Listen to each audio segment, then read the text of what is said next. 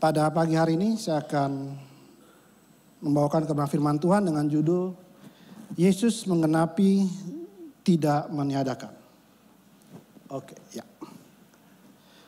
Selama sebulan ini kita lihat di papan kiri kanan kita bahwa kita akan mempelajari tentang Tuhan kita Yesus Kristus. Di minggu pertama kita belajar siapakah Yesus Kristus. Di minggu lalu pas di Jumat Agung dan Paskah kita belajar kuasa kebangkitan Yesus Kristus, dan hari ini kita belajar sama-sama tentang Yesus dan hukum Taurat. Lebih tepatnya dalam temanya yang harus disampaikan adalah Yesus menggenapi Taurat dan Yesus tidak meniadakan Taurat. Dalam hari ini, pagi ini kita akan sama-sama mencoba menjawab 3 pertanyaan. Mengapa membahas tentang Yesus dan Taurat? Ya. Kita bahas Yesus dan Taurat karena ada pemikiran yang pertama adalah hukum Taurat itu menjadi tidak penting setelah Tuhan Yesus datang. Ini hal yang lumrah ya, kenapa? Karena kita selalu berpikir yang lama sudah tidak kita pakai yang baru. Semua barang-barang di rumah kita kalau yang lama selalu kita simpan di gudang, kita masukkan ke dalam kardus dan kita lupakan. Itu pemikiran lumrah. Kalau kita lihat hukum Taurat yang ada di Perjanjian Lama itu tidak penting. Tapi ada juga pemikiran yang kedua bahwa pengajaran Yesus Kristus itu bertolak belakang dengan hukum Taurat.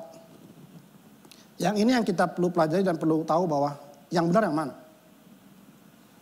Kalau kita tahu Tuhan Yesus mengajarkan hukum kasih, kasihilah Allahmu dan kasihilah sesamamu. Dianggap bertentangan dengan hukum Taurat.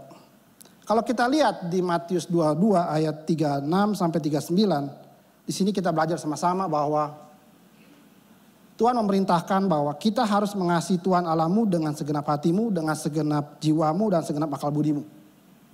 Kemudian yang kedua, kasihlah sesamamu manusia seperti dirimu sendiri. Lihat yang bagian biru. Pada kedua hukum inilah tergantung seluruh hukum Taurat dan kitab para nabi. Jadi sebenarnya kedua hukum ini, kasihlah Allah dan kasih sama itu ada di Taurat. Contohnya apa? Kalau Bapak lihat di kalimat paling terakhir, kitab para nabi, ada bintang warna biru. Kalau Bapak Ibu yang lihat Alkitab lewat handphone pasti tahu ada bintang. Kalau tanda bintang itu artinya apa? Bahwa ayat ini ada juga sama di bagian lain. Matius 22 ayat 36 sampai 39 itu ada juga di Ulangan 6 ayat 5. Yang berkata begini, kasihlah Tuhan Allahmu dengan segenap hatimu dan segenap jiwamu dan dengan segenap kekuatanmu. Ada bintangnya. Kita lihat. Juga Imamat 19 ayat 18. Kasihlah sesamamu manusia seperti dirimu sendiri. Akulah Tuhan, ada bintangnya. Ini tanda bahwa ayat ini Imamat 19 ayat 18 dan Ulangan 6 ayat 5 itu ada juga di bagian lain. Seperti yang tadi kita lihat di Matius pasal 22 ayat 36 sampai 9. Jadi sebenarnya apa yang bertolak belakang? Hukum kasih tidak bertentangan dengan Taurat. Apakah Yesus bertentangan dengan orang Farisi? Itu yang kita coba pelajari hari ini. Orang Farisi itu membentuk satu aturan. Yang pertama, peraturan dan ketentuan yang orang Farisi buat itu yang paling utama, di atas semuanya. Dan hukum itu menjadi beban buat orang yang ikutnya. Menjadi beban, menjadi istilahnya yang memberatkan. Padahal orang kalau ikut satu hukum harusnya dia dengan wajib. Tapi ini jadi kalau tidak melakukan ketakutan akan dihukum. Itulah yang aturan yang dibikin orang Farisi. Dan hukum ini dilakukan sebaik-baiknya tanpa pertimbangan. Makanya contohnya seperti ini. Mungkin Bapak Ibu pernah lihat, dengar. Orang tidak membantu orang lain yang sakit pada hari Sabat. Kenapa? Karena takut melanggar aturan tentang apa yang tidak boleh pada hari Sabat. Aturan siapa yang bikin? Aturan orang-orang Farisi. Apakah itu ada di Alkitab? Kita lihat contohnya nanti. Sebenarnya hukum Taurat itu apa?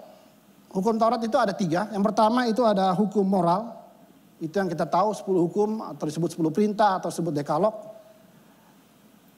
Jangan menyembah patung, jangan membunuh, jangan mencuri. Itu termasuk hukum moral. Tapi ada juga hukum seremonial atau hukum agama. Terutama di dalam imamat. Di situ dikatakan tata cara beribadah kepada Allah di bait Allah, waktu itu di tabernakel. Contohnya yang paling sering mungkin Bapak Ibu kalau baca di Perjanjian Lama, perempuan yang sedang datang bulan tidak boleh ke bait Allah, dianggap najis. Mungkin Bapak Ibu pernah, oh sama ya. Ya. Tetangga kita juga seperti itu. Kalau seorang wanita sedang datang bulan tidak boleh puasa kalau bulan ini. Kemudian ada yang ketiga, hukum sipil. Balik lagi hukum sipil. Salah satu adalah persembahan korban, itu ada di Imamat ya. Kalau yang hukum sipil itu tentang tata cara hidup orang Yahudi. Contohnya dia bahas tentang hak atas tanah, hukum bagi pencuri, perzinahan, pelanggaran Sabat dan segala macam. Nah yang tadi dikasih lihat adalah itu, contoh pelanggaran hari Sabat. Alkitab menyatakan di Matius 15 ayat 4 dan 6. Ini contohnya, Tuhan Yesus langsung kasih lihat.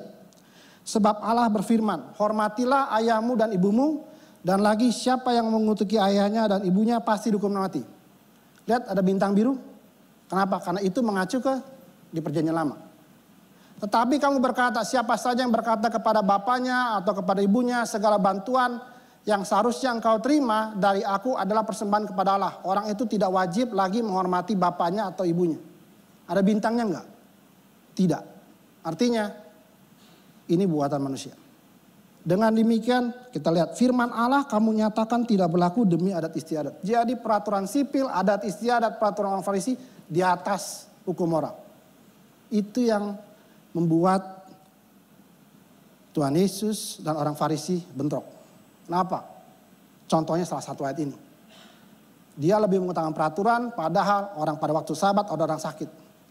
Seharusnya dia menghormati orang tua, tapi karena persembahan ke bait Allah itu boleh dilanggar.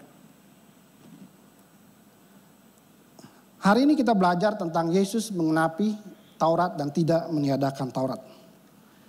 Tema ini sebenarnya diambil dari satu ayat. Ada di Matius 5 ayat 17 sampai 18. Dikatakan begini, jangan kamu menyangka bahwa aku, Yesus Kristus datang untuk meniadakan hukum Taurat atau kitab para nabi.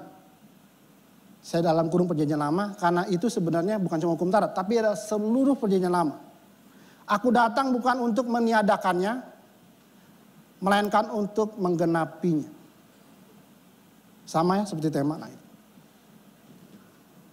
Saya mau sampaikan di sini bahwa ketika kita bahas hukum Taurat, lebih dari bukan cuma 5 hukum Taurat. Tapi seluruh perjanjian lama itu yang Tuhan Yesus datang untuk menggenapinya. Perjanjian lama itu apa? Jadi saya rubah ya. Tuhan Yesus mengenapi perjanjian lama, tidak meniadakan perjanjian lama. Jadi perjanjian lama itu apa? Banyak. Ada 39 kitab. Taurat itu salah satunya. Taurat itu kalau Bapak Ibu lihat Kejadian, Keluaran, Imamat. Ada juga kitab sejarah. Yosua, Hakim-Hakim, Raja-Raja, Tawarik, Ezra, Esther, Nehemia. Ada Hikmat, Mazmur, Amsal. Ada kitab nabi-nabi, nabi besar, nabi kecil. Ini semua adalah perjanjian lama. Di seluruh kitab ini, bagian ini ada yang menceritakan tentang Tuhan Yesus. Dan Tuhan Yesus datang untuk menggenapinya. Jadi kita masuk ke kedua. Pertanyaan kedua, bagian kedua. Bagaimana Yesus menggenapi perjanjian lama? Pertama, dia memenuhi nubuat ayat-ayat perjanjian lama yang terkait dirinya. Nubuat tentang Tuhan Yesus itu ada 8. Tentang kedatangan pertama kali, tentang pendahulunya Yesus, yaitu Yohanes. Tahun-tahun pertamanya, misi kedatangannya, penderitaannya, kebangkitannya, dan kenaikannya. Dan yang terakhir kedatangannya. Dari 8 nubuat tentang Tuhan Yesus, 7 sudah digenapi. Di mana? Di perjanjian baru. Yang 8 ini, yang ke-8 kedatangan Yesus 2 kali ini nubuat yang dinyatakan di perjanjian baru yang sedang kita tunggu untuk digenapi. Kita lihat, saya kasih 5 contoh saja. Mika 5 ayat 1, kita sering dengar ini ketika Natal. Tetapi engkau hai Betlehem Efratah, hai yang terkecil di antara kaum Yehuda, daripadamu akan bangkit seorang yang akan memerintah Israel. Ini nubuat tentang Yesus.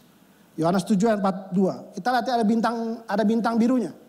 Itu menandakan bahwa dia ada ayat yang terhubung dengan ayat tersebut. Kitab suci mengatakan Mesias berasal dari keturunan Daud dan dari kampung Bethlehem tempat Daud tinggal. Kita lihat contoh berikutnya, Yesaya 7 ayat 14. Seorang perempuan muda mengandung dan akan melahirkan seorang anak laki-laki. Ada bintangnya. Dia menujunya kemana? Ke Matius 1 ayat 23.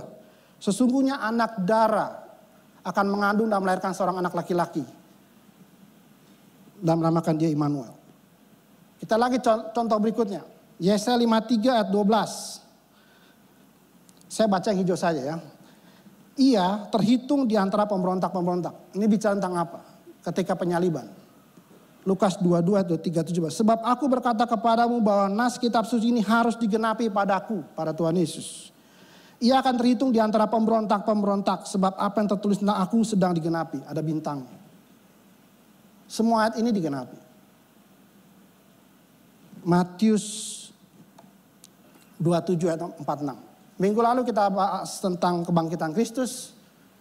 Kalau Bapak Ibu tahu, ketika Tuhan Yesus dari jam 12 sampai jam 3 di hari Jumat Agungnya itu, dia mati, dia mengucapkan 7 perkataan terakhir. Perkataan yang keempat adalah Eli, Eli lama sabachthani. Artinya Allahku, Allahku mengapa engkau meninggalkan aku? Mengapa engkau berdiam diri terhadap aku? Ayat ini kalau dilihat ada bintangnya. Tuhan Yesus apa? Dia mengutip apa yang ada di Mazmur 22 ayat 1 sampai 2. Untuk pemimpin bidua menurut lagu Rusa di kala fajar Mazmur Daud. Allahku, Allahku mengapa engkau meninggalkan aku? Bukan cuma kalimat yang kelima. Kalimat yang terakhir. Ya Bapa, ke dalam tanganmu kuserahkan nyawaku. Sudah berkata demikian, ia Yesus menyerahkan nyawanya. Ayat ini pun diambil dari mana? Mazmur 31 ayat 5 ada bintangnya, kita lihat. Ke dalam tanganmu kuserahkan nyawaku, engkau membebaskan aku ya Tuhan Allah yang setia. Jadi ketika Tuhan Yesus menggenapi perjanjian lama, dia bukan cuma menggenapi nubuat, tapi dia juga mengutip. Tuhan Yesus tidak melupakan perjanjian lama. Dia mengutip 2 kali di saat dia terakhir di kayu salib. Kita coba yang jam kedua. Bagaimana Yesus menggenapi perjanjian lama? Yesus mentaati Taurat. Di dalam Roma 2 ayat 13 berkata begini. Bukan orang yang mendengar hukum Taurat yang benar di hadapan Allah, tetapi orang yang melakukan hukum Taurat yang akan dibenarkan. Kalau Bapak Ibu baca di seluruh kitab, cuma aja satu manusia yang bisa melakukan hukum Taurat. Siapa? Hanya Tuhan Yesus. Galatia 4 ayat 4 berkata begini. Setelah genap waktunya, maka Allah mengutus anaknya, Yesus Kristus, lahir dari seorang perempuan takluk kepada hukum Taurat. Artinya apa? Dia melakukan seluruh hukum Taurat. Dia datang untuk mentaati hukum Taurat. Sehingga ketika dia naik ke salib, dia sebagai, kan kita tahu sebutnya anak dombala. Anak dombala yang apa? Yang kudus. Harus dijadikan dosa karena kita. Kita lihat yang ketiga. Bagaimana Yesus menggenapi perjanjian lama yang ketiga, dia menerangkan makna sepenuhnya dari Taurat. Dia menerangkan makna sepenuhnya. Apa sebenarnya itu Taurat? Ibrani 10 ayat 1 berkata begini. Di dalam hukum Taurat hanya terdapat bayangan saja dari keselamatan yang akan datang. Setiap tahun terus menerus dipersembahkan. Hukum Taurat tidak mungkin menyempurnakan atau menyelamatkan di dalam firman Allah yang hidup. Mereka yang datang mengambil bagian dalam. Jadi ayat ini mau menjelaskan seperti ini. Hukum Taurat itu bayangan saja. Pengorbanan domba, lembu, semua itu yang dilakukan perjanjian lama itu bayangan dari apa? Dari pengorbanan Tuhan Yesus di kayu salib. Kita lihat di ayat 10. Dan karena kehendaknya inilah kita telah dikuduskan satu kali untuk selama-lamanya oleh persembahan tubuh Yesus Kristus. Mungkin agak rumit, tapi saya kasih lihat gambar ini. Gambar ini mungkin menjelaskan. Di Roma 4 ayat 3 berkata begini. Percayalah Abraham kepada Tuhan, Tuhan memperhitungkan hal itu kepadanya sebagai kebenaran. Di sini kita belajar bahwa Abraham, bapak orang beriman, dia beriman kepada siapa? Kepada penebusan Yesus di kayu salib. Gambar Old Testament perjanjian lama, ketika mereka mengorbankan korban di atas mezbah, mereka mengingat bahwa nanti satu kali akan ada penebusan satu kali untuk selama-lamanya. Kita lihat Daud berkata apa? Roma 4 ayat 6. Seperti juga Daud menyebut berbagai orang yang dibenarkan Allah bukan karena perbuatannya. Daud pun tahu bahwa dia dibenarkan bukan karena perbuatannya. Kalau lihat perbuatan Daud sangat bejat, mencuri istri orang, bahkan suaminya dibunuh. Tapi dia tahu dia dibenarkan bukan karena perbuatan, tapi karena anugerah. Jadi ketika orang perjanjian lama menganugerahkan membawa korban, itu mereka melihat apa? Melihat ke depan. Kesimpulannya seperti ini. Orang percaya di perjanjian lama, percaya dengan iman yang melihat keselamatan yang akan datang. Yaitu apa? Tuhan Yesus mati di kayu salib. Sedangkan orang perjanjian di perjanjian baru percaya kepada iman yang melihat keselamatan yang telah datang. 2000 tahun lalu kita sudah diselamatkan. Dari sini kita tahu bahwa Tuhan Yesuslah yang membuat semua selamat. Saya cantumkan satu ayat ini supaya menguatkan Bapak Ibu Saudara sekalian. Kisah 4 ayat 12 berkata gini, tidak ada keselamatan di dalam siapapun juga selain di dalam Dia, Yesus Kristus. Sebab di bawah kolong langit ini tidak ada nama lain yang diberikan kepada manusia yang olehnya kita dapat diselamatkan. Ayat ini sebagai penuan Bapak Ibu sekalian. Jangan pernah berpikir untuk meninggalkan Tuhan Yesus. Kenapa? Karena Dia cuma satu-satunya yang buat kita selamat. Jangan berpikir karena harta, tahta, cinta, apapun itu membuat kita tinggalkan Tuhan. Karena Dia satu-satunya yang buat kita selamat. Kita lanjut ke bagian berikutnya. Bagaimana Yesus menggenapi perjanjian lama? Yesus merealisasikan tujuan Taurat. Apa sebenarnya tujuan Taurat? Taurat bertujuan untuk menunjukkan dosa manusia. Roma 3:20 berkata begini. Tidak ada seorang pun yang dapat dibenarkan di hadapan Allah oleh karena melakukan hukum Taurat. Justru oleh hukum Taurat orang mengenal dosa. Roma 7:7 berkata begini.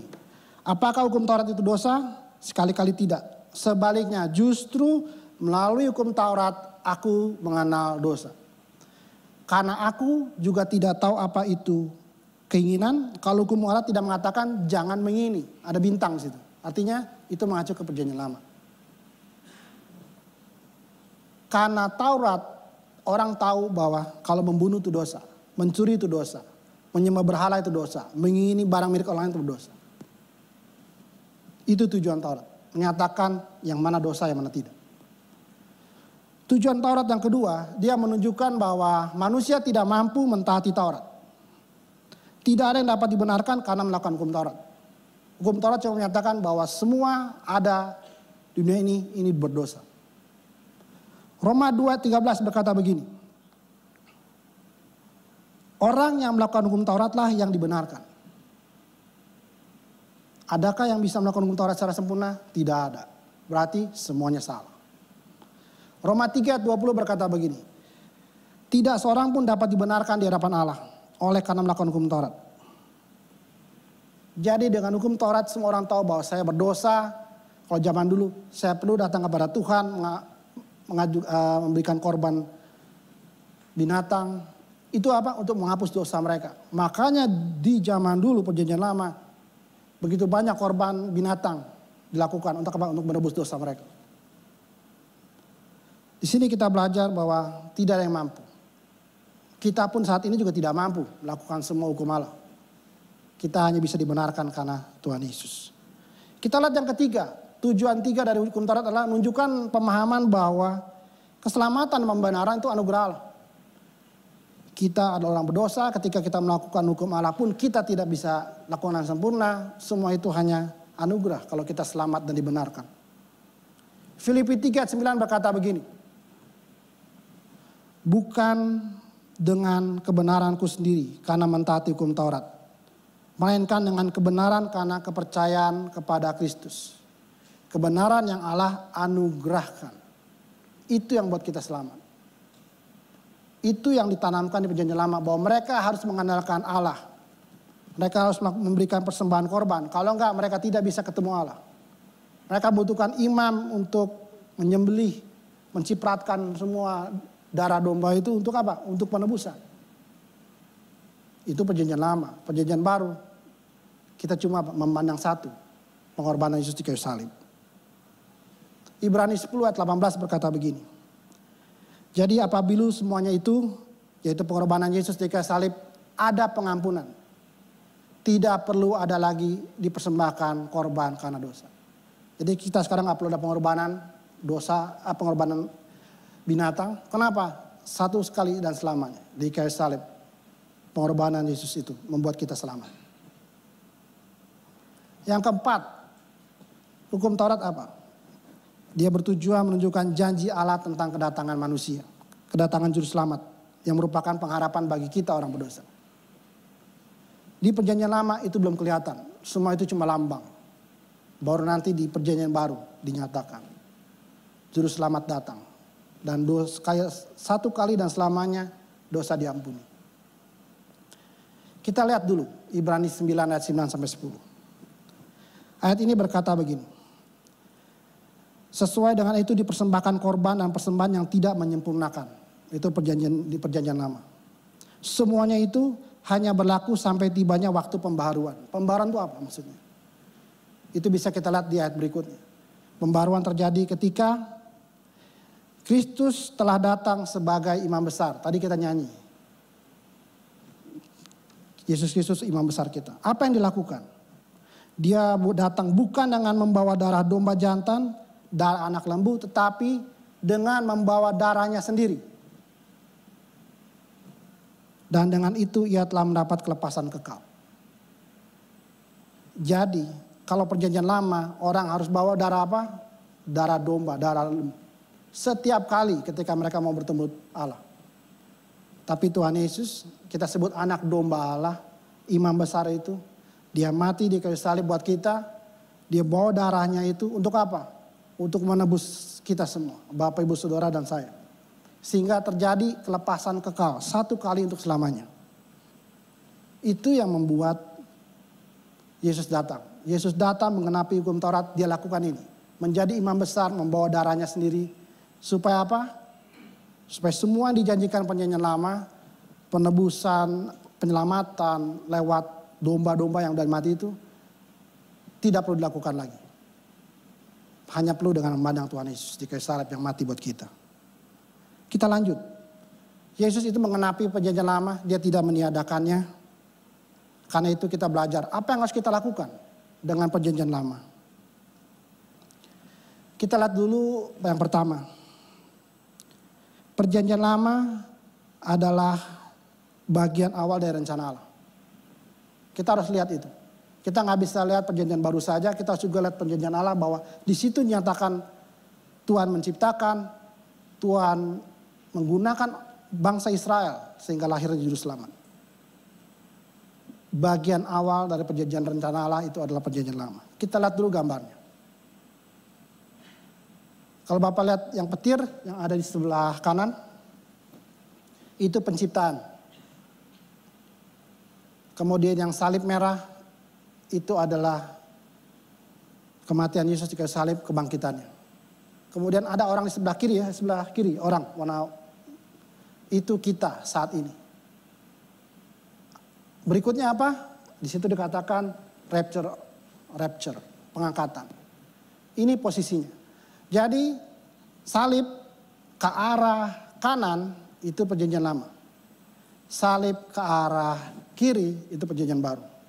Apakah cuma sampai situ? Lebih panjang lagi. Sampai kekekalan. Salib ke arah yang kanan eternity itu adalah perjanjian baru.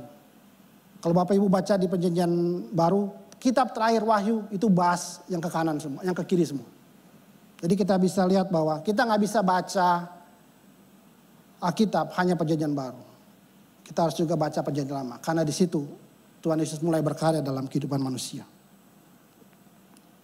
Kita lihat bahwa yang kedua bahwa perjanjian lama itu dinyatakan dalam perjanjian baru. Maka tadi ketika kita belajar tentang Taurat, banyak ayat-ayat diambil dari perjanjian baru.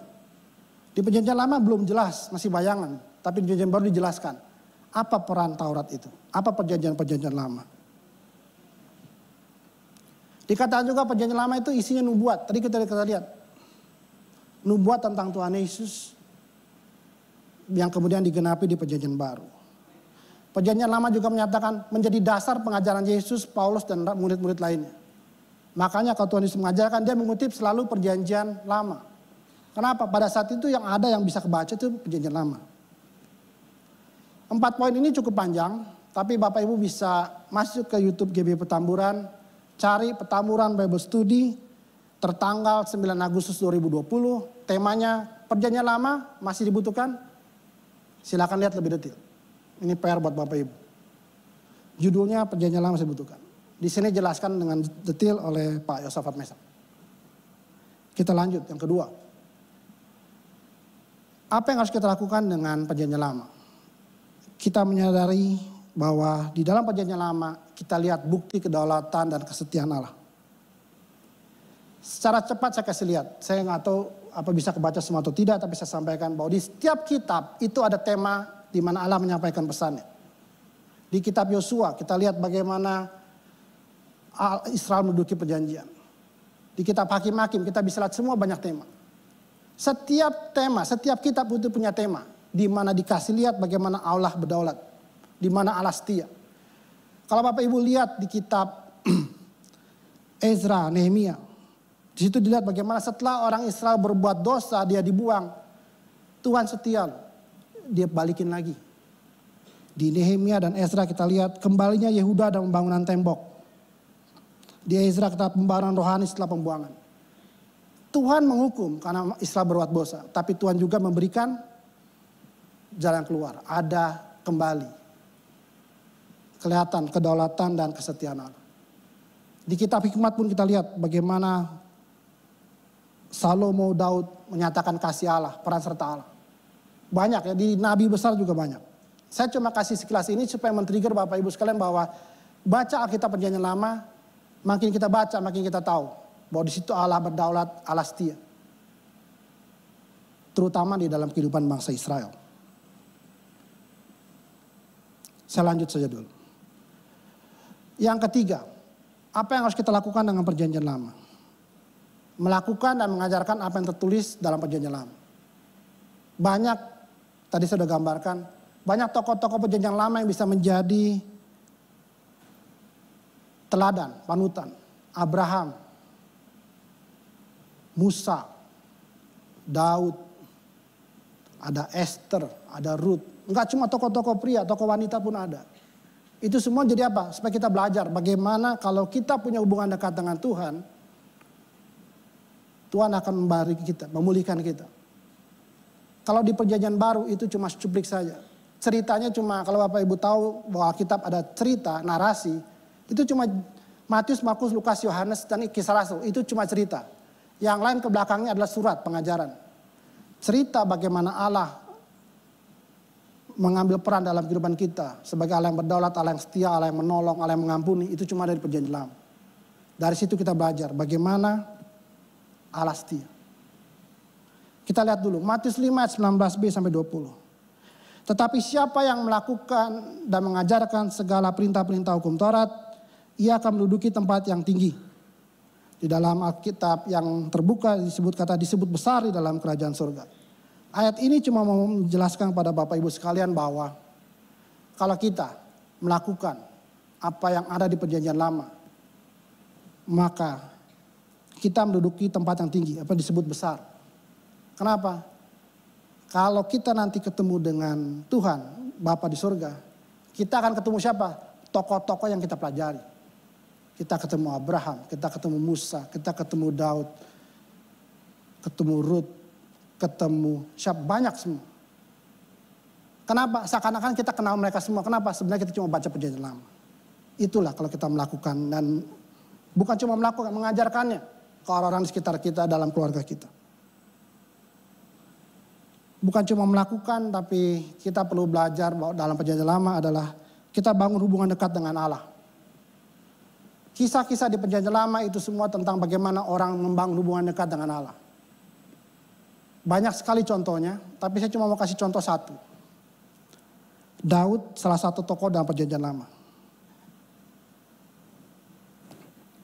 Sebelum saya masuk lebih detail, saya mau ambil lagi tadi bagian yang tadi. Matius 5 ayat 19b ayat 20. Lihat yang bagian B saja. Yang warna biru. Hidup keagamaanmu tidak lebih benar. Jika hidup keagamaanmu tidak lebih benar, tidak lebih baik daripada hidup keagamaan ahli-ahli Taurat dan orang Farisi, sesungguhnya kamu tidak akan masuk dalam kerajaan surga. Kalau kehidupan kita nggak lebih baik dari orang Farisi, kita akan nggak masuk dalam kerajaan surga. Oh, jadi kita harus berbuat baik dulu baru buat selamat. Enggak. Maksudnya di ayat ini adalah begini. Kita tahu bagaimana orang Farisi, dia mentaati semua hukum Taurat, tapi ada tapinya. Markus 7 ayat 6. Jawab Yesus Kristus kepada mereka, orang Farisi, benarlah nubuat Yesaya tentang kamu, hai orang-orang munafik, sebab ada tertulis bangsa ini memuliakan aku dengan bibirnya, padahal hatinya jauh daripadaku. Apa yang orang-orang Farisi lakukan apa? Cuma di bibir, tampak keluar saja.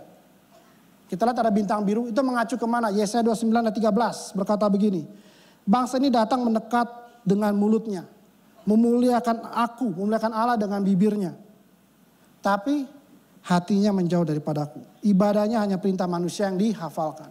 Itulah orang Farisi. Mereka terlihat kudus, melakukan semua hukum Taurat, tapi itu apa? Hanya tampak luar. Hatinya jauh dari Tuhan. Itu yang ingin Tuhan Yesus lakukan buat kita. Dia ingin kita belajar untuk bangun hubungan. Contoh balik lagi saya bilang tentang Daud. Kisah 13 ayat 22 berkata begini. Tentang Daud Allah menyatakan, aku telah mendapat Daud bin Isai, seorang yang berkenan di hatiku dan yang melakukan segala kehendakku. Artinya hati Daud berkenan dengan hati Allah. Bahkan kalau Bapak Ibu baca di 1 Raja-Raja, ada selalu kata seperti Daud, hidup seperti Daud, hidup seperti ayah nenek moyangmu seperti Daud. 1 Raja-Raja 3, 14, 9 ayat 4, 11 ayat 4, 14 ayat 8, 15 ayat 11. Bahkan di 2 Raja-Raja juga ada. 14 ayat 3, 16 ayat 2, 18 ayat 3. Ini cuma menerangkan satu. Bahwa Daud adalah orang yang berkenan pada hati Allah. Walaupun kalau Bapak Ibu baca cerita Daud, tadi saya sampaikan. Dia merebut istri orang dan membunuh suaminya. Kenapa? Dia mau mengaku dosa. Dia mau merendahkan diri. Dia mau menjalani hukuman yang Tuhan berikan karena dia melakukan dosa itu. Dan Tuhan lihat dia sebagai orang yang berkenan. Dari sini saya mau kita sama-sama belajar. Jangan lupakan perjanjian lama. Justru di perjanjian lama, tokoh-tokohnya menggambarkan bagaimana mereka hidup dekat dengan Tuhan. Bahkan mereka bisa berkenan pada Tuhan. Karena apa? Bukan karena ibadah saja, tapi karena hati mereka. Kita lihat seperti Henokh, berkenan pada Tuhan dan Tuhan angkat. Elia, bahkan dijemput apa? Dengan kereta api. Itulah contoh-contohnya di perjanjian lama. Yesus mengenapi perjanjian lama dan tidak meniadakan perjanjian lama. Karena itu kita perlu belajar.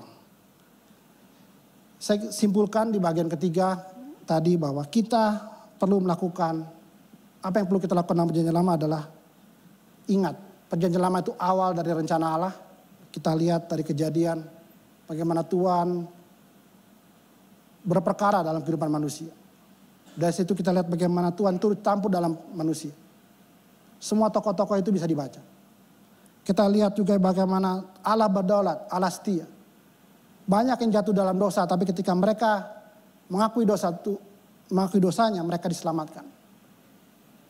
Orang-orang yang melakukan hukum Taurat, hukum Allah, Allah benarkan. Dan yang terakhir kita belajar, bangun hubungan dekat dengan Allah. Seperti contoh yang paling kita lihat tadi, Daud. Di akhir renungan ini saya ingin kasih lihat satu gambar. Gambar ini adalah gambar tabir atau tirai yang terbelah dua. Ketika Tuhan Yesus mengucapkan perkataan ke-6 terakhir di salib. Dia mengucapkan sudah selesai. Di Matius 27 ayat 51 berkata, dan lihatlah tabir bait Allah terbelah dua dari atas sampai ke bawah. Maksudnya apa? Orang tidak perlu lagi ada perantara untuk ketemu dengan Allah. Cukup langsung. Makanya digambarkan tabir terbelah. Orang bisa lihat apa yang ada di ruang Maha Kudus. Selama ini apa? Orang cuma di pelataran. Dengan kematian Kristus di kayu salib membuat kita bisa langsung berhubungan dengan Tuhan. Mempunyai hubungan yang dekat. Kita bisa berdoa. Kita bisa berkeluh kesah, kita bisa memuji langsung, nggak perlu perantara. Orang perjanjian lama semua perlu perantara, perlu imam. Tapi dengan Tuhan Yesus menggenapinya, kita bisa langsung. Daud di dalam Mazmurnya berkata begini, Mazmur 62 ayat 1 sampai 2, 5 sampai 6. Untuk pemimpin biduan menurut Yudutun Mazmur Daud. Orang yang berkenan hatinya pada Allah. Hanya dekat Allah saja aku tenang. Daripadanya lah keselamatanku. Hanya dialah gunung batuku dan keselamatanku, kota bentengku, aku tidak akan goyah. Ayat 5, hanya pada Allah saja kiranya aku tenang. Sebab daripadanya lah keselamatanku.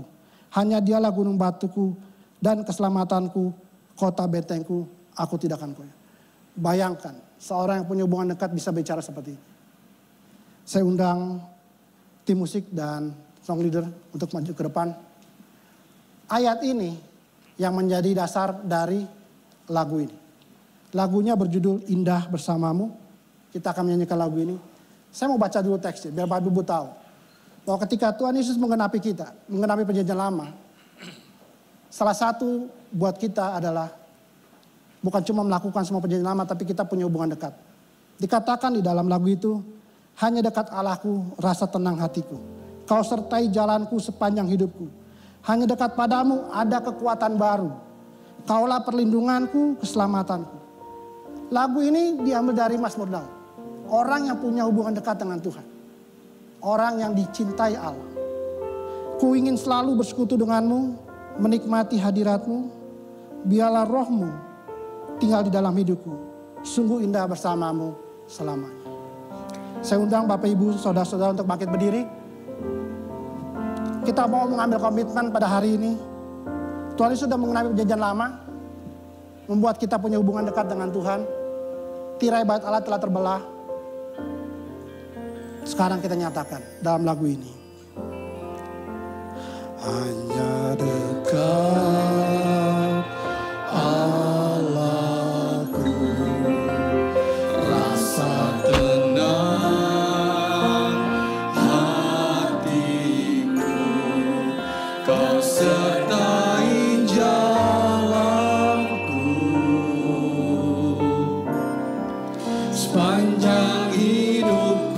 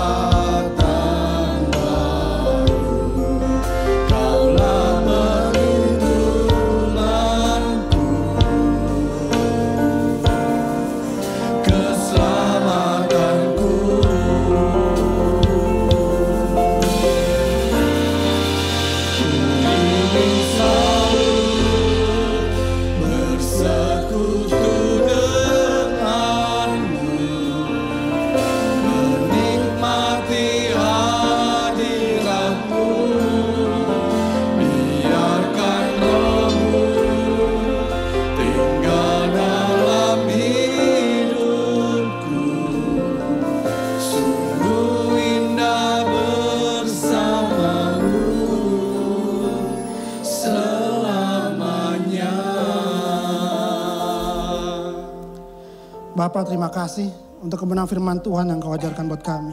Terima kasih. Tuhan Yesus, Engkau telah datang menggenapi dan tidak menyediakan perjanjian lama. Ketika Engkau menggenapi, Engkau melakukannya dengan mati di kayu salib buat kami. Engkau melakukannya sehingga orang-orang di perjanjian lama bisa selamat. Apalagi kami orang perjanjian baru. Karena melihat keselamatan yang telah Kau sediakan. Ketika Engkau mati di kayu salib, Engkau menggenapi dengan membuat tirai bait Allah terbelah dua. Sehingga kami bisa mempunyai hubungan langsung dengan Kau. Tanpa perantara. Tuhan, kami rindu untuk selalu punya hubungan dekat dengan-Mu. Karena Engkau saja yang buat kami tenang. Di dalam-Mu ada kekuatan baru. Kami tahu kehidupan kami mungkin berat dengan segala macam masalah. Karena kami tahu kami bisa datang padamu. Tanpa perantara. Dari hati ke hati. Tuhan Yesus, hamba-Mu berhenti berbicara. Roh Kudus berbicara terus. Tanamkan firman Tuhan ini. Jadikan rema, pesan pribadi buat setiap Bapak Ibu Saudara yang hadir pada ini. Tuhan Yesus datang buat kami, menggenapinya. Menggenapi perjanjian lama. Kami mau melakukan semua perintah-perintah teladan yang Kau berikan di perjanjian lama buat kami. Sehingga kami bisa menyenangkan hati-Mu. Kami mau meladeni Daud. Mungkin kami punya banyak dosa seperti Raja Daud. Tapi kami tahu ketika kami mengakuinya, Engkau mengampuni kami. Karena kami percaya kebenaran dan keselamatan yang Engkau berikan menjadi anugerah kami dan kami percaya. Terima kasih Tuhan Yesus. Terima kasih untuk kebenaran firman-Mu. Dalam nama Tuhan Yesus kami berdoa. Amin. Bapak Ibu sekalian silakan duduk.